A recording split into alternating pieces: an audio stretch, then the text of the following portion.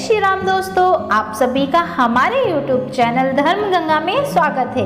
आज हम आपके लिए लेकर आए हैं भादुड़ी चौथ माता की कहानी, जिसे हम भादवे की चौथ कहते हैं। तो आइए दोस्तों सुनते हैं भादवे की चौथ माता की कहानी।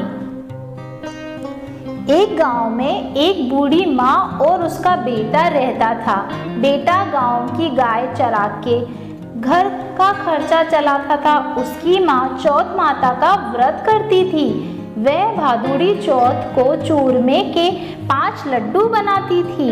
इसमें से एक चौथ माता को चढ़ाती, एक गणेश जी को चढ़ाती, एक हाथ का निकालकर दान करती, एक बेटे को खिलाती और एक खुद खाती। एक बार अड़ोस पड़ोस वालों ने बेटे को भड़का दिया कि तेरी माँ चूरमा बनाकर खाती है और तुझे केवल एक ही लड्डू देती है। लड़का यह सुनकर भड़क गया कि माँ तू चूरमा खाती है और मुझे सिर्फ एक लड्डू देती है, बाकी ठंडी रोटियां खिलाती है। उसने माँ से कहा, ठंडी रोटी खाकर मेरे से गाय नहीं चराई जाती, इसलिए तुम चौथ माता का व्रत करना छोड़ दो। इस पर माँ ने कहा कि बेटा, मैं चौथ माता का व्रत तेरी सुख शांति के लिए करती हूँ, मैं चौथ माता का व्रत नहीं छोड़ सकती। तो बेटा विदेश जाने लगा। माँ बोली, बेटा यदि तू विदेश ही जा रहा है तो ये चौथ माता की आंखें अपने साथ रख ले।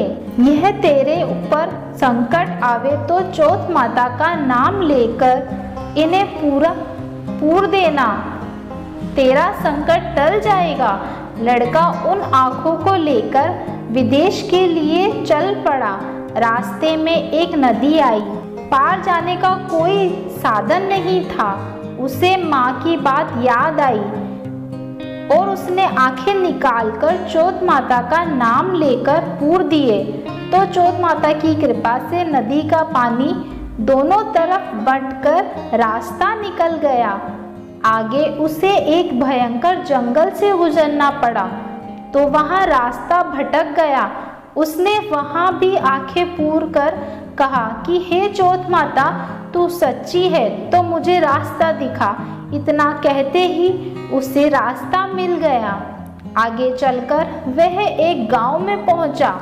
उस गांव के राजा के यहाँ रोजाना बर्तनों का एक अहाव पकता, जिसमें एक आदमी की बलि दी जाती थी। वह लड़का एक बुढ़िया के घर पहुंचा तो उसने देखा कि बुढ़िया रो रही है।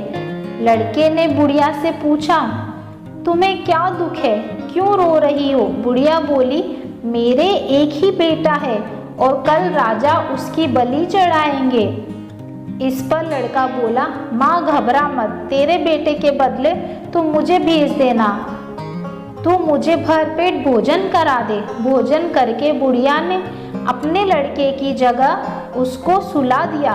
दूसरे दिन राजा का बुलावा आया तो बुढ़िया ने उस लड़के को भेज दिया।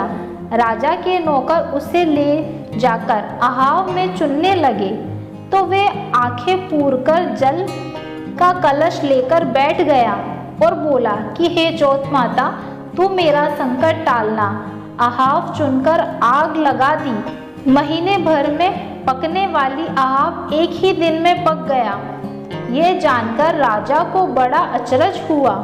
राजा खुद देखने आया और नौकरों को अहाव के कलश उतारने को कहा। नौकर कलश उतारने लगे तो अंदर से आवाज आई, बर्तन धीरे उतारना। आवाज सुनकर सभी अचरज में पड़ गए। बर्तन हटाकर उसे निकाला और पूछने लगे, भाई तुम कौन हो? तब उसने कहा, मैं वही आदमी हूँ जिसको अहाव में चुन दिया गया था। राजा ने पूछा, तुम बचे कैसे? तो उसने कहा, मेरी माँ चौथ माता का व्रत करती है, मुझे चौथ माता ने ही बचाया है। तब राजा ने 2 घोड़े मंगवाए, एक पर खुद बैठे और दूसरे पर उस लड़के को बिठाकर उसके हाथ पैर जंजीरों से बांध दिए और कहा, यदि यह जंजीर खुलकर मेरे हाथ पैरों में आ जाए तो मैं चौथ माता को सच्ची मानूंगा। लड़के ने आंखें पूर कर कहा, हे चौथ माता, अब तक रक्षा की है तो इस बार भी रक्षा कर। देखते ही देखते उसकी जंजीर खुलकर राजा के हाथ पैरों में जा गिरी। राजा ने कहा, तेरी चौथ माता सच्ची है। राजा ने अपनी कन्या का विवाह उससे करवा दिया और बहुत धन माल देकर विदा कर दिया। लड़का गांव के पास पहुंचा तो लोगों ने जाकर बुढ़िया से कहा, तेरे बेटे बहू आ रहे हैं। यह सुनकर वे खुशी से नाच उठी। बेटा उसके पैरों में गिर पड़ा। बेटे ने कहा, माँ, ये सब तेरी चौथ माता के व्रत का फल है। इसके बाद उसने सारे नगर में ढूंढी पिटवा दी कि सभी चौथ माता का व्रत वे पूजन करें। राजा ने भी कहला दिया कि सब चौथ माता का व्रत करेंगे। हो सके तो 12 महीने की नहीं तो 4 चौथ का व्रत अवश्य करना। बोलो जय चौथ माता की जय। हे चौथ माता, जैसे आप उस पर प्रसन्न हुई वैसे सब पर प्रसन्न होना।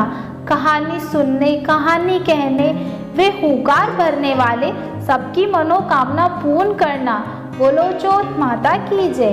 तो दोस्तों, अगर वीडियो अच्छी लगी हो तो हमारे चैनल को लाइक, शेयर, सब्सक्राइब करना ना भूलें। धन्यवाद।